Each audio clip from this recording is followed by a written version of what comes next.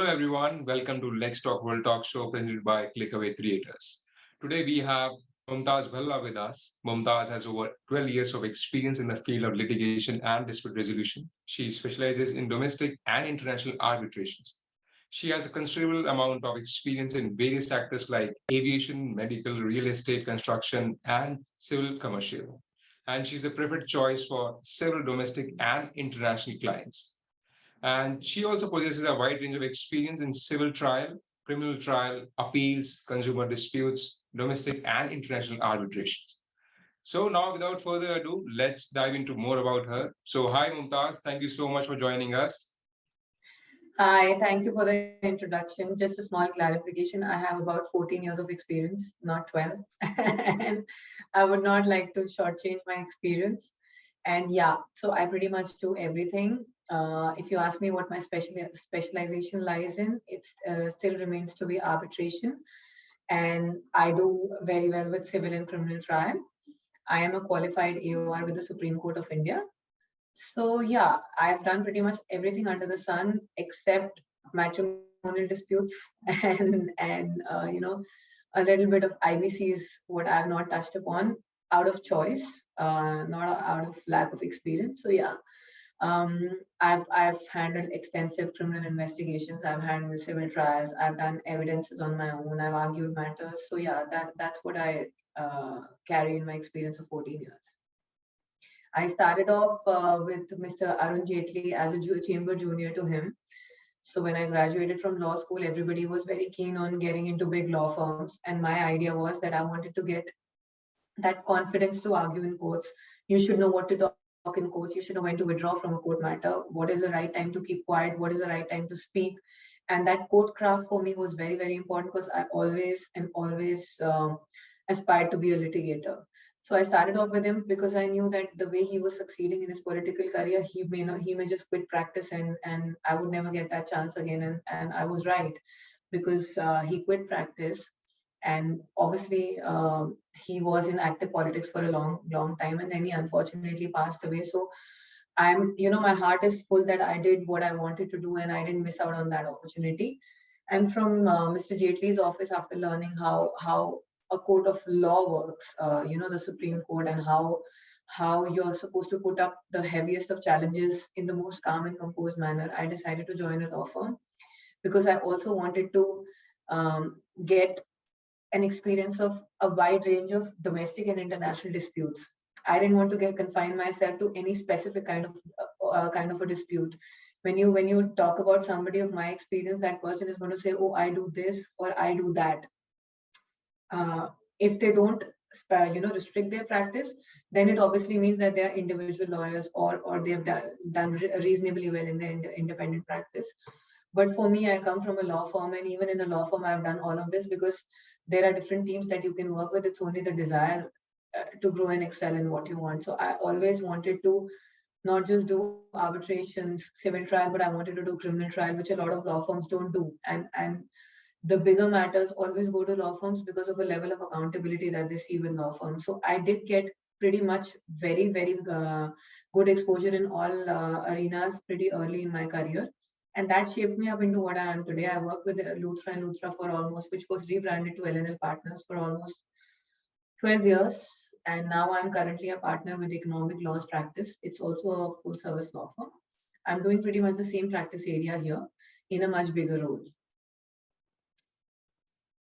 I mean, thank you so much for that wonderful introduction, and also I would like to thank you for remembering, the great Mr. Arun Jaitley. He was a great politician, great lawyer. I mean, Excellent he was orator. the best. Exactly. Yeah. So now, Mumtaz, please tell us about a complex legal issue that you worked on, and also describe the complexity and tell us how you approached it. So I've worked on a lot of complex legal issues. In fact, if I may name one right now, without naming the client, there is a big company that my client owns, and the client is from the promoter faction. And recently, there's been an overwhelmingly new trend of getting rid of the promoters and installing new management through the investors. It's a very new trend now because the investors invest in the company and give arms to the promoters, but then they want to install their people without understanding that the welfare of company is best served by people who have promoted the company, because they understand the vision with which the company has been promoted. So in one such matter, one of our uh, clients, uh, MD and CEO, was thought to be removed by an investor. And when you trigger the Companies Act, and when the investors call in for an AGM, or get a resolution to remove someone, and you don't have the votes with you, there's hardly anything you can do. But then what do you do when you see that something like a hostile takeover is being effected? Although hostile takeover is always against against the promoter faction, but it could be against anyone. When you know that somebody is trying to take away your rights by manipulating the investors or by manipulating the other shareholders, especially in a listed company, these issues come up. So it was a daunting challenge for me. uh, Obviously I was not alone in this matter. We were a team of a lot of lawyers, a battery of lawyers, but we had to just overnight think what to do, how to move court, to which court to move to. We decided that we're not going to be the first mover. We're not taking the first mover's advantage. We let the other side move court. When the other side moved court, obviously we also filed a parallel proceeding in a higher court, because the proceeding initiated by the other side was not very comprehensive, and we wanted a full stop to the whole dispute. So we went to a court which had jurisdiction to entertain everything. So to convince the court where we moved that, bypass what is already going on. I know we've come late, we don't have the first movers advantage, but we are better off in law, and you are the best court to decide. It was a very daunting challenge. It was about 3 months of sleepless nights that we could get some results. So this was one of the recent ones that I did, and it worked out well for the client. So that is actually a really complex issue.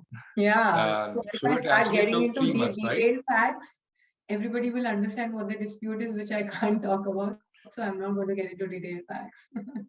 So it actually took 3 months. 3 months to get a first step victory for the client. The dispute is still on. The dispute is still on.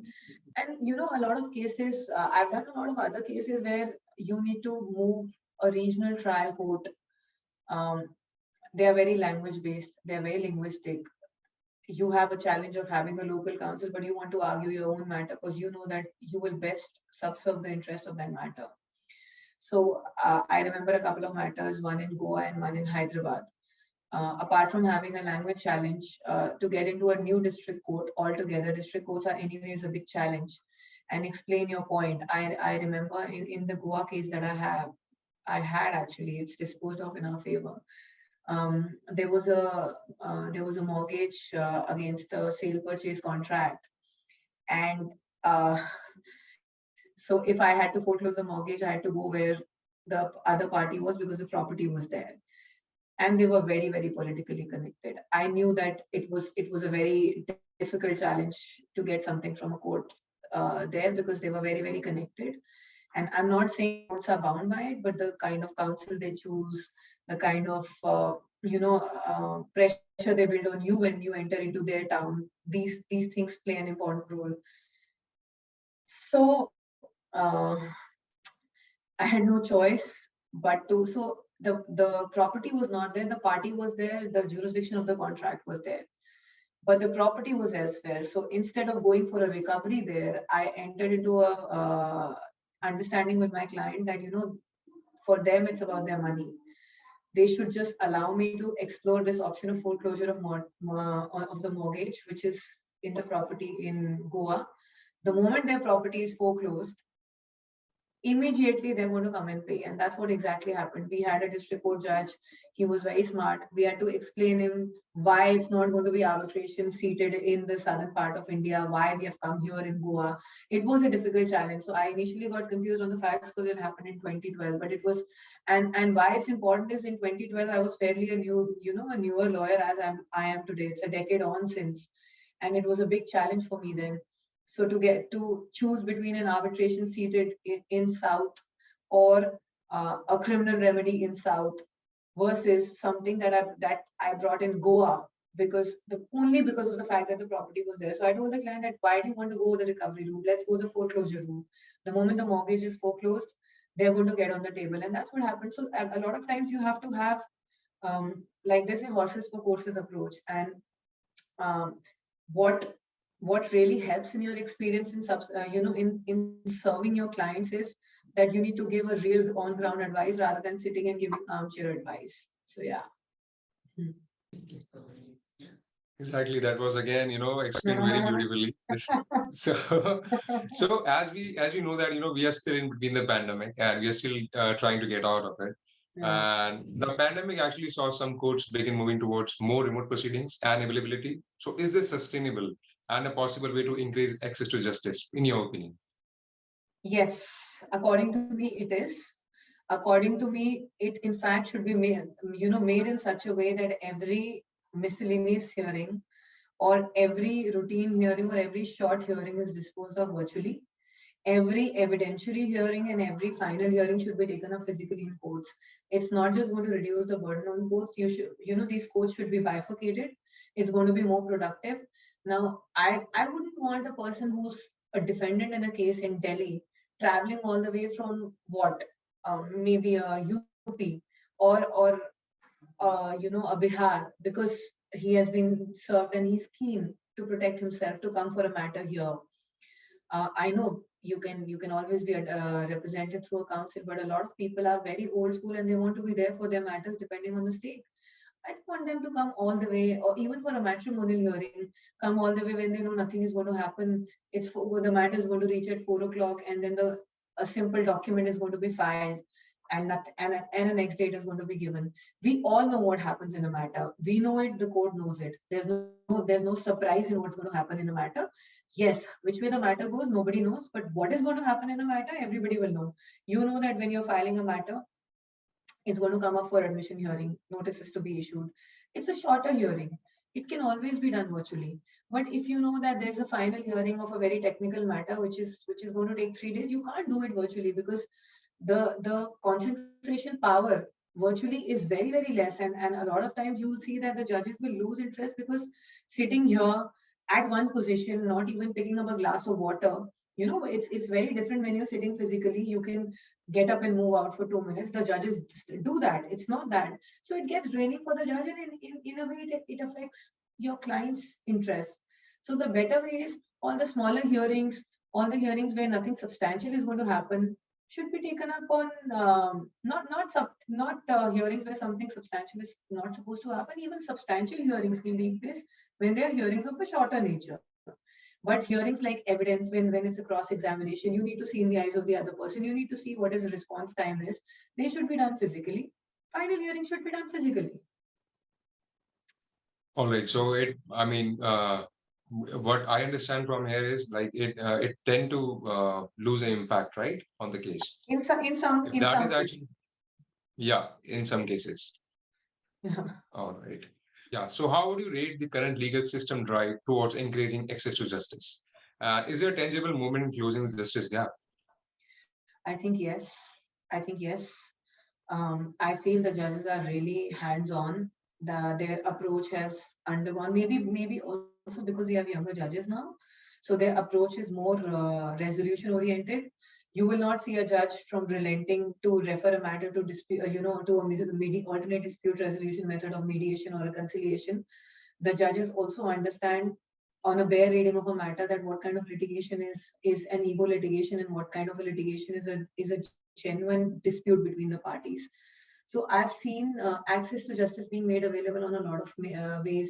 You have online filings, you have online complaints remedy, you have legal services, you have an option to be somebody in person who's approaching a court and the court helps you getting a pleader. I don't think anybody who has a dispute today cannot access justice. There are ways to access it. Yes, the mindset definitely remains the same that court kaun jayega, who's going to go to court, police ke paas kaun jayega, who's going to go to the cops. That is a mindset shift that we need. But the accessibility has changed. You have, for a woman, you have a woman police officer assisting her. You have women lawyers helping women lawyers. You have, there are some. So if I talk about the metro cities, access to justice has never been a problem. So when I answer this for the remote areas and for the villages and for the smaller towns.